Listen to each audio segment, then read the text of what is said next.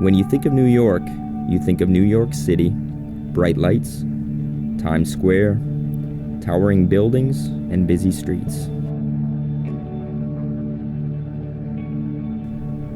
But not too far north, there's another story, one of rolling mountains, hidden rock walls, and overgrown farmlands, nestled in nostalgic grouse covers of old. For the first time, I held a double gun and stepped over a rock wall, approaching an apple orchard, consumed in something bigger than me. As I watched the bird dog work the cover, I hunted next to the president and CEO of the Ruffed Grouse Society, a man who has set the foundation to help secure the future of healthy forests and sporting traditions for young and old. You know, a lot of people have the misconception that the only thing that the Ruffed Grouse Society is concerned about is young forest habitat. That's really not the truth, because when we talk about healthy forests, we're talking about the whole forest. But what's important about early successional forest habitat is that gets succession going for the entire forest. And if we can have that be part of the entire forest management plan, then we're going to have the habitat for the birds that we want to hunt. We're also going to have a healthy forest throughout the entire area that is rich in biodiversity, rich in plant life, rich in animal life, and really that's what we're interested in, is the whole forest and the health of the whole forest.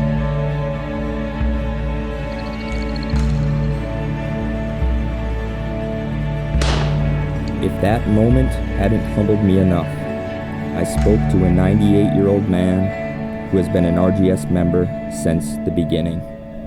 I found myself holding a journal reporting 60 years of grouse and woodcock flushes from northeast covers. He called it the Grouse Bible. Well, my name is Francis Buckley, and I grew up in Springfield, Massachusetts, and grouse hunting, fishing, woodcock shooting has been a large part of my life, and a very enjoyable part of my life. I wish everybody could have the same experiences I've had. I found myself inside a legacy, and the man to thank is Bruce Bennett, an RGS Life sponsor and host of the New York Grouse and Woodcock Benefit Hunt. A man who, through example, took it upon himself to manage his land and offer it to promote the future of grouse and woodcock hunting.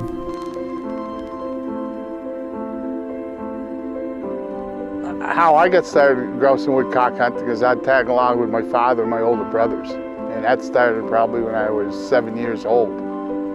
And, you know, the dog moved something, they needed a brush pile to go through, they'd send me through it because I was the youngest one. And that's how I started. As I cross the border from New York to New England, I can't help but think about a favorite Burton Spiller quote. Can memories be measured by gold? If so, then I am rich indeed.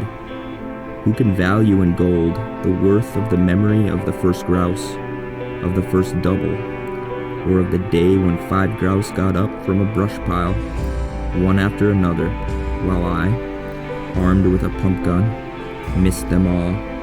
There are thousands of memory bonds stored in the safe deposit box of my memory, and each has its coupon of happiness and health attached.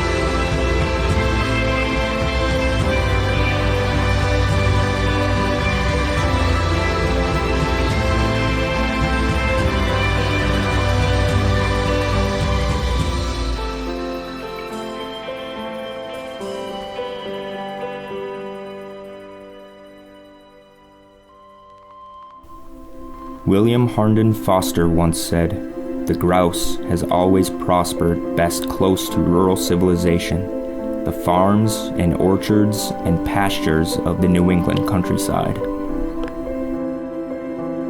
Nestled among the Green Mountains of Vermont, I found a place known for maple syrup, Vermont cheddar, and iconic New England culture. There, I met Scott McEnany, a bird hunter who anyone would consider an old soul of Vermont.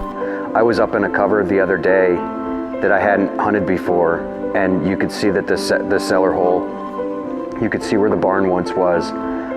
We're talking, 1840s is where all that, or when that was probably a thriving farm, as much as farms in Vermont thrived at that time. But still on the whole forest floor is myrtle. Just a huge patch of myrtle that some person planted, in the mid-1800s as part of their farm gardens, and long after, that myrtle is still there, and you just stand there and look around and wonder what it was like. Through my hunt with Scott over an English setter, I couldn't feel any more nostalgic about New England grouse hunting history.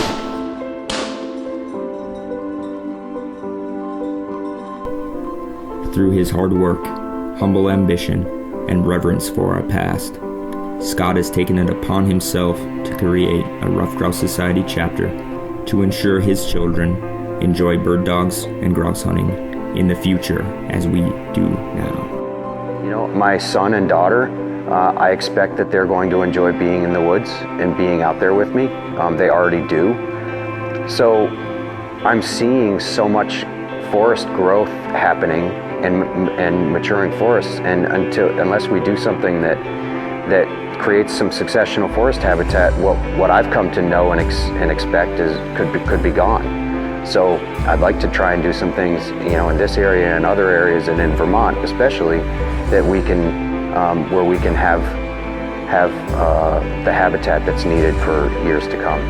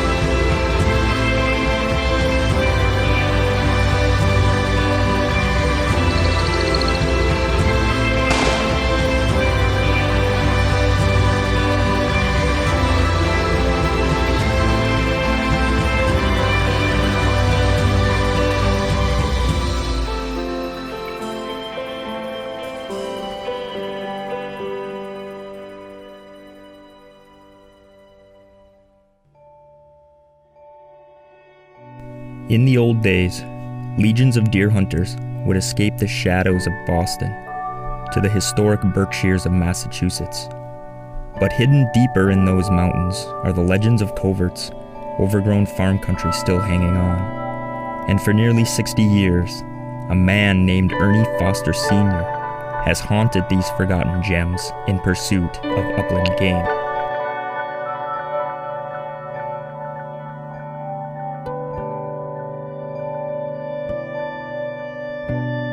There, Ernie has laid a cornerstone in a camp aptly named Foster's Legacy Lodge, a place where we all feel home, where we feel a piece of the heritage, history, and cherished traditions the Foster family keeps alive.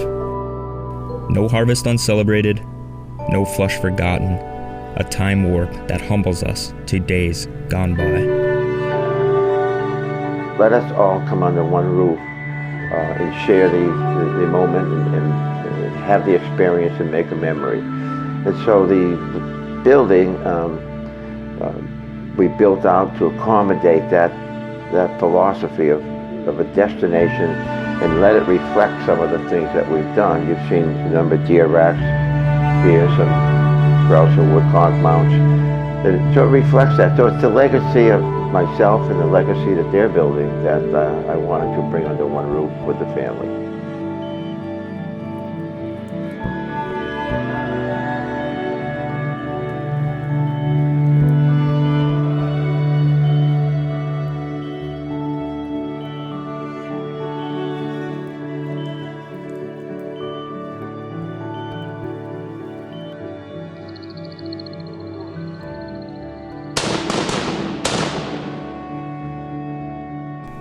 A known upland writer, Ernie once said, "Yet the grouse has chosen his covert well, for even man, with good hunting and shooting skills, and excellent bird dogs in tow, is often humbled by the elusive grouse and his skill to escape.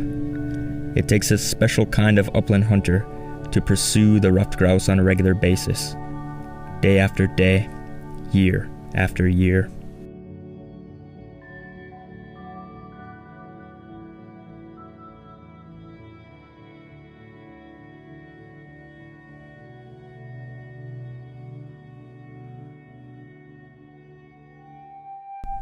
To the north, the vast forested landscape of Maine bestowed upon us rustic cabins, thousands of acres of potential, and scores of hunters who cherish the hunting lifestyle. It was in these classic covers that Burton Spiller cut his teeth in his childhood days in pursuit of ruffed grouse. The camp of Blaine and Patty Carter provided a handshake, warm fire, and the true sense of the Maine hunting heritage.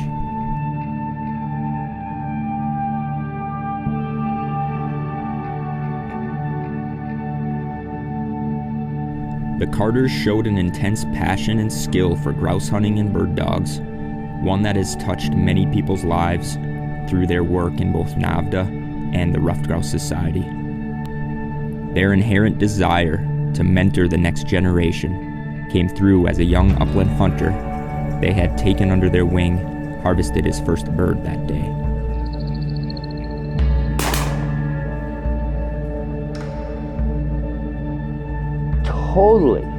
Totally independent of me. I'm not like nurturing him, telling him where he needs to be, what he's doing.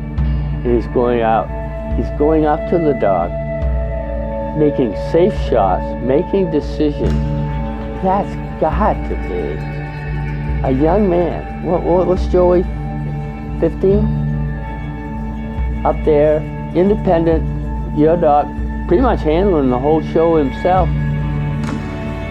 And you invited him on a hunt, and this young man is doing that? You got to be proud of that. If you're not proud of it, you're missing it. You're missing it. This is our future. This is our future, right? Yeah, I'm happy. Further north, we met with Mark Gray, who had made it a personal goal to further the cause of the Ruffed Grouse Society. His woodsmanship was a glimpse into an older time, where legends were made of dogs since gone, and each corner of an old logging road marked a piece of that story.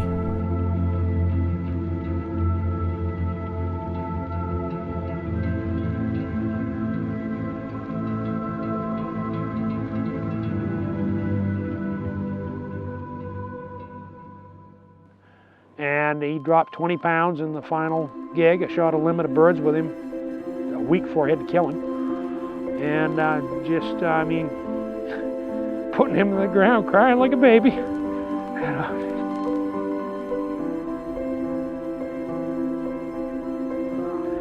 Well, they're part of the family.